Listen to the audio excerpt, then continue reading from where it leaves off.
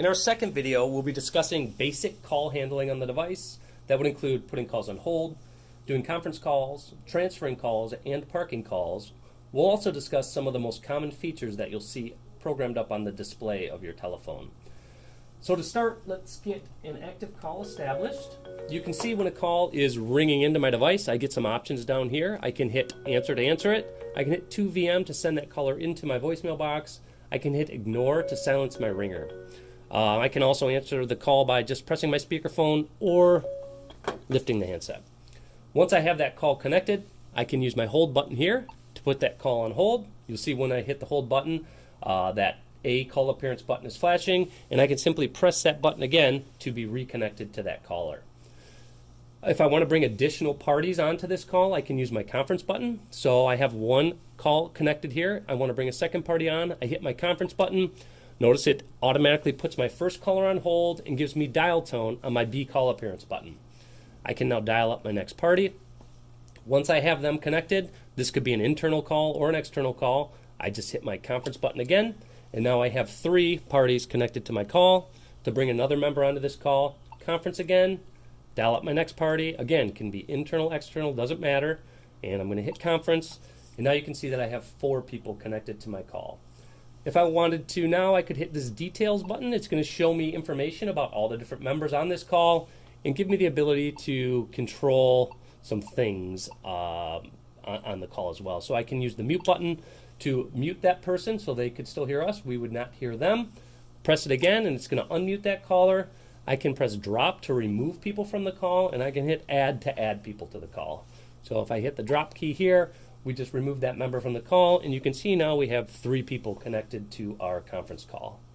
Back's going to bring me back out to my main display, and really that's conference calls. Just go ahead and add as many members here as you need, and you're good to go. So we're going to end that and get another call going.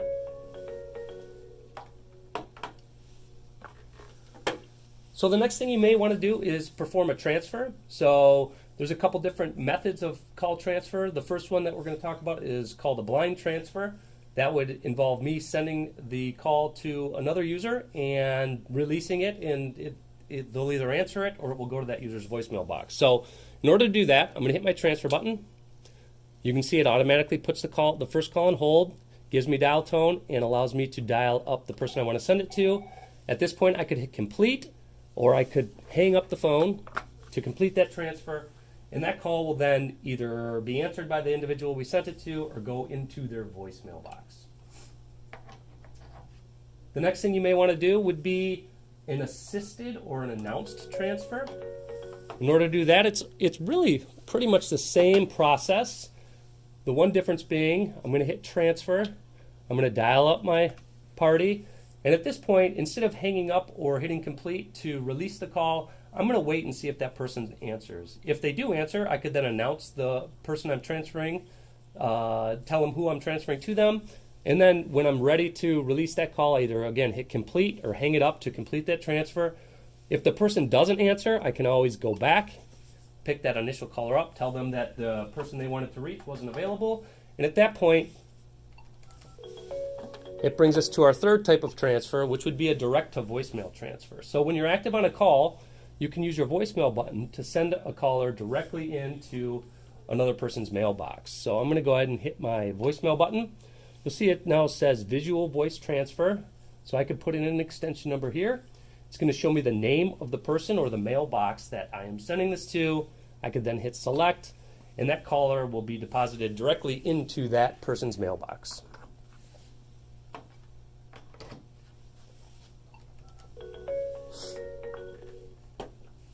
So we talked about hold, conference, and transfer. Drop obviously just hangs up the call, right? No different than me hanging up the handset.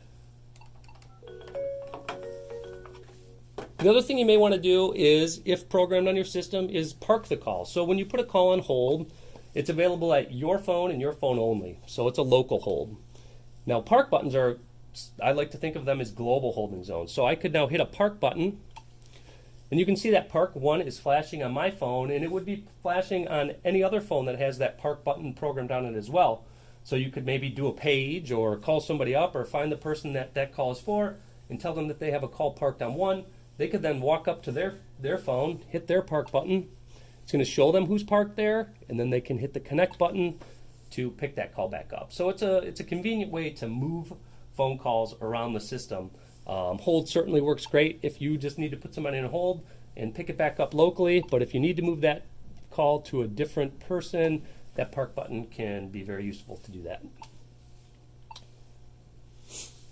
So those are call handling basics. Again, you have hold, conference, transfer, and park.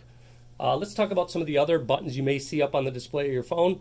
The first one down in the bottom left-hand corner here is Do Not Disturb. If I press that, you can see it lights up to activate it. I press it again, it's going to shut it off. And when Do Not Disturb is enabled, basically if somebody calls me, it's going to send them right into my mailbox. The phone will not audibly alert. We kind of talked about park already. You may see more than 2 park zones. Basically, that's configurable per system as needed. So obviously, if there's a call parked on park 1, I couldn't park a second call there. That's where park 2 or park 3 would come into play.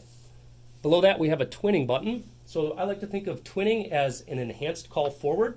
So with twinning, let's go ahead and activate it. I'm going to hit my twinning button. I'm going to go ahead and turn the feature on.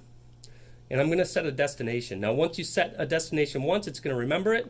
Remember to put in your dial-out code, wherever that might be, if it is an external number.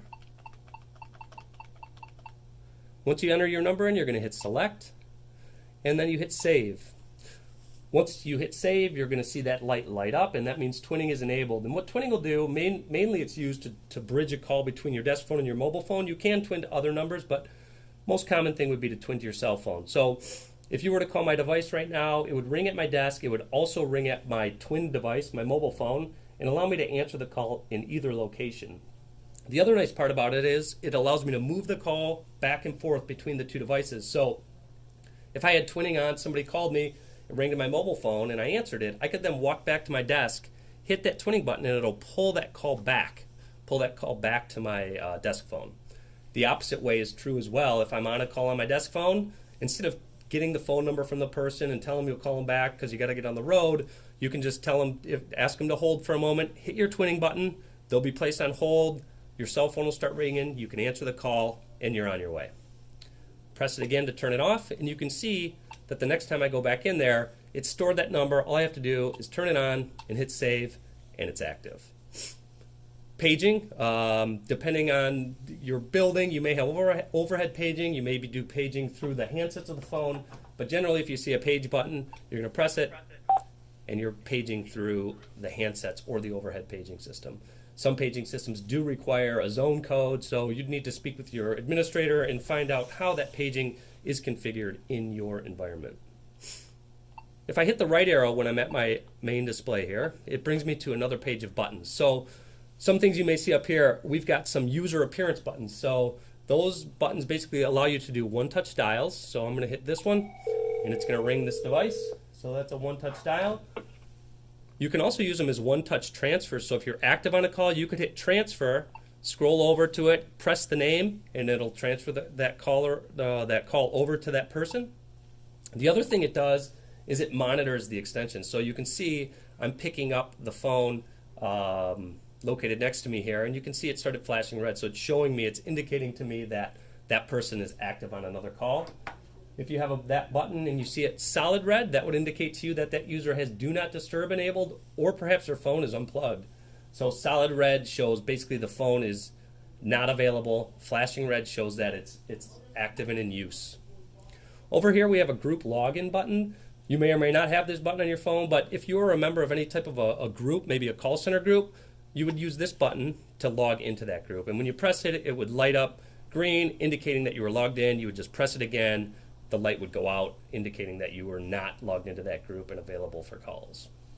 Below that, we have an extension login button. We have the ability to basically have your extension follow you around. So maybe you're working at a different desk for the day. You could hit this extension login button. You could put in your extension number, and then you could put in your password, which would be provided to you by your system administrator. You could hit done, and now I just took my extension and I logged it in over here. Maybe now I want to log back in with the extension that I was. Put in my password. So you can see it's just an easy way to move your extension around if you're working in a different location for the day. Back to my main display here, we've got a Redial button. Essentially all this button is doing is launching your caller ID log. So you can see that it is taking me in. Actually, it's just taking me to my outgoing caller ID log. So it's showing me the last several calls I made, allowing me to scroll between them and then call them or see details about that call. Status is only going to show up when you have one of your features enabled, like Do Not Disturb or Twinning. If I press that, it's just going to show me that Twinning is currently enabled. Shut it off and you notice that status button goes away. The features button down here, you probably won't use that much if you have a phone with programmable buttons on it like this one, because we're taking most of the features that you need and we're giving you buttons for them to make them easy and quick to get to. On phones that don't have all those programmable buttons, this is a way that people can get in and scroll through and get to the different features available on the device. And that pretty much covers everything we want to talk to you about up on the display of the phone. We've got one more video that we'll be doing to discuss the voicemail application. Thanks for watching, and we will talk to you soon.